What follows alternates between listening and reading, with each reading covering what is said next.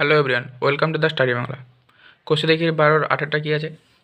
একটি নিরেট সিসার গোলকের ব্যাসের দৈর্ঘ্য 14 সেমি।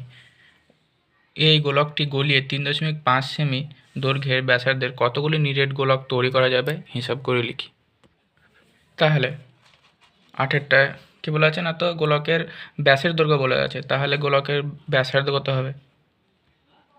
ব্যাসার্ধ কত হবে না, তো 14/2 ব্যাস বলা আছে 14, তাই 14/2 সমান 7 সেমি।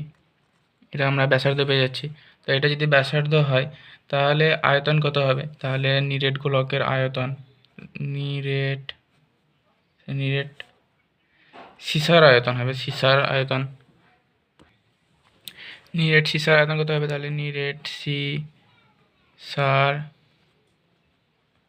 আয়তন সমান কি আমরা জানি না, তো 4/3 পাই আর কিউব, এত বড় ঘন একক এটা আমরা জানি। এটা সমান 4/3 পাই মানে হচ্ছে 22/7 আর মানে হচ্ছে এখানে 7, তাহলে 7 × 7 × 7, এটা কেটে গেল।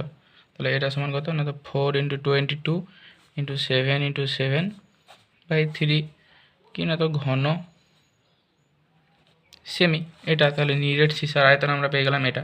তাহলে এবার কী বলেছে না, তো তাহলে গলিয়ে কতটা হবে, কারণ এখানে গলানো গোলকের ব্যাসার্ধ বলে দেওয়া আছে। তাহলে গলানো গোলকের আয়তন কত হবে? তাহলে গলানো গোলকের আয়তন কত হবে? আয়তন হবে 4/3 পাই আর কিউব, এত ঘন একক।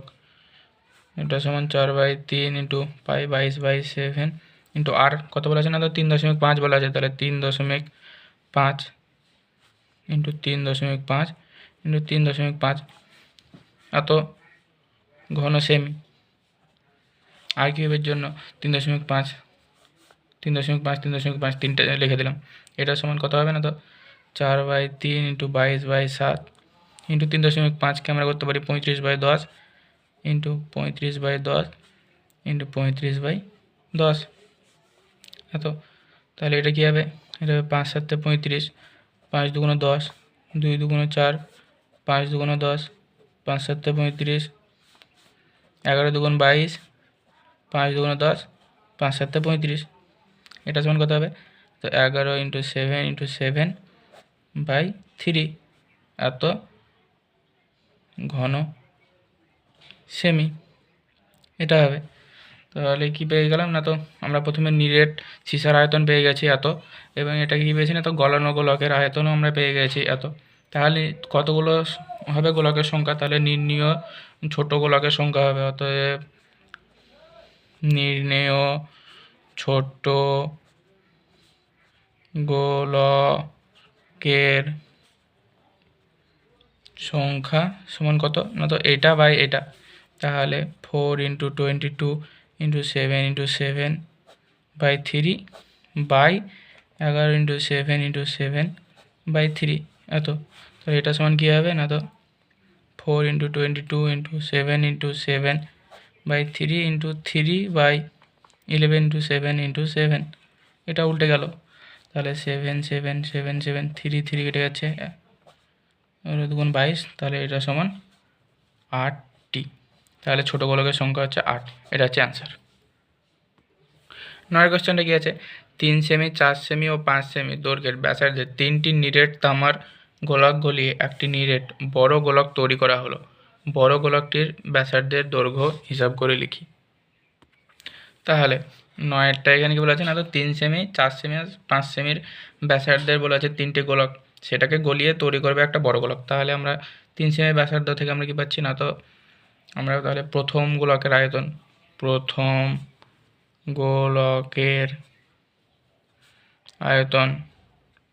আয়তন সমান কী পাই না, তো 4/3 পাই আর কিউব ঘন একক।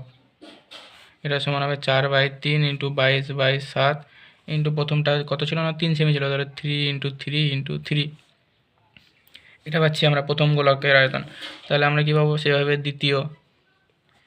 দ্বিতীয় গোলকের আয়তন সমান আমরা কী পাবো না, তো 4/3 × 22/7 ইন্টু দ্বিতীয় গোলাকার ছিল 4 সেমি, তাহলে 4 ইন্টু 4 ইন্টু 4, সেভাবে তৃতীয় গোলক।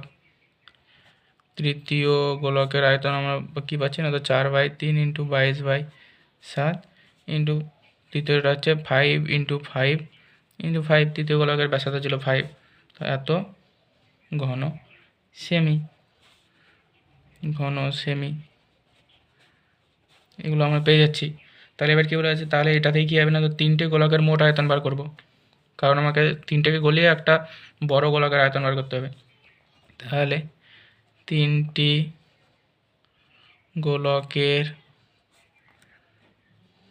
মোট আয়তন সমান আমরা কী পাবো, সমান আমরা পাবো 4/3 into 22/7 into 3 3 3 27 plus 4/3 into 22/7 into 4 4 ষোলো 4 ষোলো 64 প্লাস 4/3 ইন্টু 22/7 ইন্টু এটা 5 5 25, 5 25 125, এত ঘন সেমি সমান। এটা থেকে আমরা কমন নিয়ে আমরা কি পাচ্ছি না, তো 4/3 ইন্টু 22/7 কমন যদি নেওয়া হয় তাহলে কি পাচ্ছি না, এখানে 27 প্লাস 64 প্লাস 125, এটা ঘন সেমি, এটা আমরা পাচ্ছি। সমান কী হবে, সমান 4/3 ইন্টু 22/7 ইন্টু ওগুলোকে যোগ করলে কত হবে না, তো 216 এত হবে ঘন একক। তাহলে এটা সমান আমরা, তাহলে এবার আমরা কী করবো না, তো আমরা বড় গোলকের ব্যাসার্ধ ধরে নেব। তাহলে ধরি বড় গোলকের ব্যাসার্ধ সমান হচ্ছে আর সেমি, এটা আমরা ধরে নিচ্ছি। তাহলে বড় গোলকের ব্যাসার্ধ কি না, তো আর সেমি। তাহলে বড় গোলকের আয়তন কত হবে, বড় গোলকের আয়তন সমান হবে 4/3 পাই আর কিউব, একই হবে ঘন একক। তাহলে এটা সমান কী হবে, এটা সমানই কী আছে না, তো এটা সমান এটা বলা আছে 3টে গলিয়ে যেটা হবে। তাহলে অতএব শর্তে 4/3 ইন্টু 22/7 ইন্টু আর কিউব সমান হচ্ছে 4/3 ইন্টু 22/7 ইন্টু 216, 4/3 4/3 22/7 22/7 কেটে যাচ্ছে, এটা সমান আর কিউব সমান হবে 216। তাহলে অতএব আর সমান কত হবে 216, তাহলে এটা সমান আর সমান হবে 6। তাহলে আর সমান যদি 6 হয় তাহলে এখানে আমরা কি পেয়ে যাচ্ছি না, তো ব্যাসার্ধ আমরা পেয়ে যাচ্ছি 6। তাহলে এটা হচ্ছে আনসার, ব্যাসার্ধ বড় গোলকের ব্যাসার্ধ হচ্ছে 6 সেমি। 10এর কোয়েশ্চেনটা কি আছে, একটি অর্ধগোলাকৃতি গম্বুজের ভূমিতলের ব্যাসের দৈর্ঘ্য 42 ডেসিমি।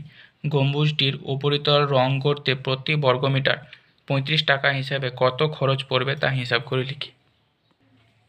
তাহলে 10এরটা কি বলা আছে না, তো গম্বুজের ব্যাস বলে দেওয়া আছে। তাহলে গম্বুজের ব্যাসার্ধ 42/2 সমান 21 এত ডেসিমি। এটা হচ্ছে ব্যাসার্ধ। তাহলে অতএব কি না, তো গম্বুজের উপরিতলের ক্ষেত্রফল বার করবো প্রথমে আমরা, কারণ আমাদের বলেছে না, তো কি না, তো গম্বুজের উপরিতল রং করতে বলেছে। তাহলে যদি এইরকম একটা যদি গম্বুজ হয়, ধরে নিই আমরা, যদি এইরকম একটা গম্বুজ হয়, তাহলে এটা তো মাটির নিচে থেকে আছে, মাটির সাথে থাকছে, তাহলে মানে এটা রং করতে হবে না, শুধু উপরিতলটা রং করতে হবে, এইটুকু রং করতে হবে, এইটুকু রং করতে হবে না। তাহলে কী হবে না, তো গম্বুজের উপরিতলের ক্ষেত্রফল বার করব। তাহলে গম্বুজের উপরিতলের ক্ষেত্রফল কত হবে, এটা সমান হবে 2πr² বর্গ একক, এটা হবে। কারণ উপরিতলের শুধু ফর্মুলাটা হচ্ছে 2πr², এটা। তা এটা সমান কী হবে না, তো 2 ইন্টু 22/7 ইন্টু আর মানে কত, আর মানে এখানে 21 পেয়েছি, তাহলে 21 ইন্টু 21 এত কি না, তো বর্গ ডেসিমি, এটা হবে। তাহলে এটা সমান হবে 3 7 21, এটা সমান কত না, তো 2 ইন্টু 22 ইন্টু 3 ইন্টু এটা 21 বাই 100, এটা করে দিচ্ছি কারণ আমরা এটা মিটারে আনবো, তাহলে এটা এত বর্গ মিটার। ডেসিমি থেকে মিটারে আনতে গেলে একটা শূন্য হয়, কিন্তু এখানে যেহেতু বর্গ আছে তার জন্য আরেকটা শূন্য, তার জন্য এটা 100 বর্গ মিটার। এটা হয়ে গেল। তাই এটা কী পেয়ে গেলাম না, তো আমরা গম্বুজের উপরের তলের ক্ষেত্রফল পেয়ে যাচ্ছি। তাহলে রং করতে কত খরচ হবে? তাহলে অতএব রং করতে খরচ হবে কত না, তো 2 ইন্টু এটা 22 ইন্টু 3 ইন্টু 21 বাই 100 ইন্টু 35 টাকা হিসাবে এত টাকা, এত বর্গমিটারে বলেছিল না, তো 35 টাকা হিসাবে খরচ হবে এত টাকা। তাহলে এইখানে কী হবে না, 50 2 × 100, তাহলে 5 × 7 = 35, 5 × 10 = 50 যদি করা হয় তাহলে এত। তাহলে এটা সমান কত হবে? এটা সমান হবে, আর কি কাটছে এটা, হ্যাঁ এটা কাটছে 5 × 2 = 10, 5 × 11 = 22, এটা সমান কত না, তো 4851/5 টাকা, এত টাকা। এটা সমান হবে 970 টাকা কত না, তো কত 20 পয়সা। তাহলে কত না, তো 970 টাকা 20 পয়সা খরচ হবে। তাহলে এটা হচ্ছে অ্যান্সার। 11 কোশ্চেনটা কি আছে, একটি ধাতুর পাত থেকে তৈরি দুটি ফাঁপা গোলকের ব্যাসের দৈর্ঘ্য যথাক্রমে 21 সেমি এবং 17.5 সেমি। গোলক দুটি তৈরি করতে যে পরিমাণ ধাতুর পাত লেগেছে তার অনুপাত নির্ণয় করি। তাহলে 11টা কি বলা আছে না, তো দুটি গোলকের ব্যাস বলে দেওয়া আছে। তাহলে প্রথম গোলকের ব্যাসার্ধ আমরা বার করো, ব্যাসার্ধ কত না, তো 21/2, ব্যাস বলা ছিল 21, এত সেমি এত। তাহলে প্রথম গোলকের ক্ষেত্রফল কত হবে? ক্ষেত্রফল সমান 4πr² বর্গ একক, এটা হবে। আর কি বলা আছে না, তো দ্বিতীয় গোলকের ব্যাস বলে দেওয়া ছিল। তাহলে দ্বিতীয় গোলকের ব্যাসার্ধ সমান হচ্ছে কত না, তো 17.5/2 সমান 175/20 সেমি। দশমিকটা তুলে দিলাম, তাহলে নিচে 10 2-এর সাথে 10 গুণ হয়ে গেল, তাহলে 175/20 সেমি এত। তাহলে দ্বিতীয় গোলকের ক্ষেত্রফল কি না, তো 4π, এটাও 4πr² বর্গ একক। এখানে আর এর মান হচ্ছে 21/2 আর এখানে আর এর মান হচ্ছে 175/20। তাহলে এখানে কি বলেছে না, তো দুটি গোলকের ক্ষেত্রফলের অনুপাত বার করতে বলেছে। তাহলে অতএব প্রথম গোলকের ক্ষেত্রফল ইস্টু দ্বিতীয় গোলকের ক্ষেত্রফল সমান কী হবে? এটা সমান হবে 4π, এখানে r² মানে এখানে 21/2, তাহলে ইন্টু 21/2 ইন্টু 21/2 ইস্টু 4π, এখানে r² মানে হচ্ছে 175/20, 175/20 ইন্টু 175/20 এটা হবে। তাহলে এটা সমান কী হবে না, তো এটা সমান 4π কেটে যাচ্ছে, তাহলে এখানে হচ্ছে 21/2 ইন্টু 21/2 ইস্টু 175/20 ইন্টু 175/20, এটা পাচ্ছি। তাহলে এটা সমান কী হবে?